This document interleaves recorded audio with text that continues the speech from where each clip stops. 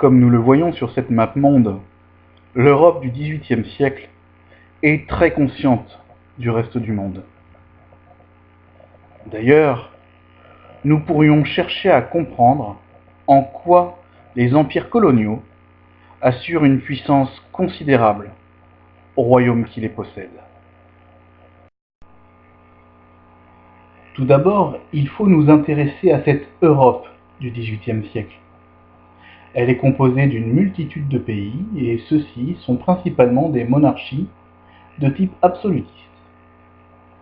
De plus, cette Europe est traversée durant tout le XVIIIe siècle par de nombreux conflits pour la possession de trônes laissés vacants.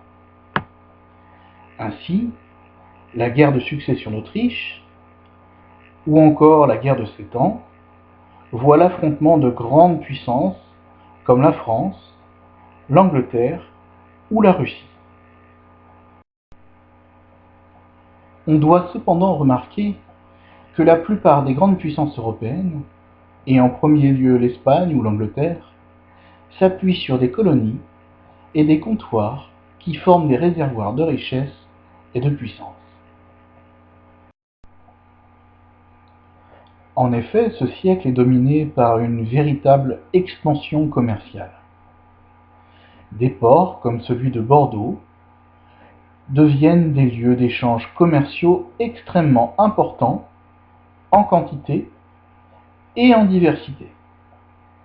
Par exemple, les négociants bordelais exportent le vin de la région vers l'Europe du Nord et ramènent du sucre, du café ou du cacao de l'outre-mer. Ces marchandises venues des colonies nécessitent une main-d'œuvre importante et bon marché. Aussi, les Européens reprennent à leur compte la traite des esclaves que les musulmans pratiquaient depuis le 8e siècle. Plusieurs récits, comme celui d'Echiano, nous éclairent sur le fonctionnement de ce commerce triangulaire. Tout d'abord, les Européens longeaient les côtes africaines pour acheter au peuple du littoral des esclaves capturés à l'intérieur des terres.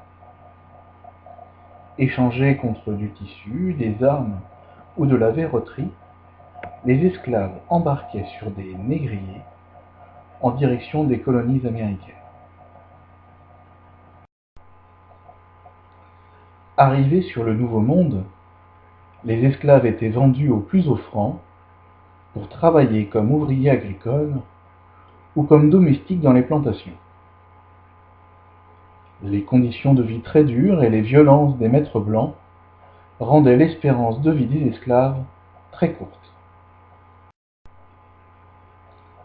Ainsi, la puissance des monarchies européennes du XVIIIe siècle était en partie liée à l'essor commercial des colonies, elles-mêmes nourries par le sang et le travail des esclaves noirs venus d'Afrique.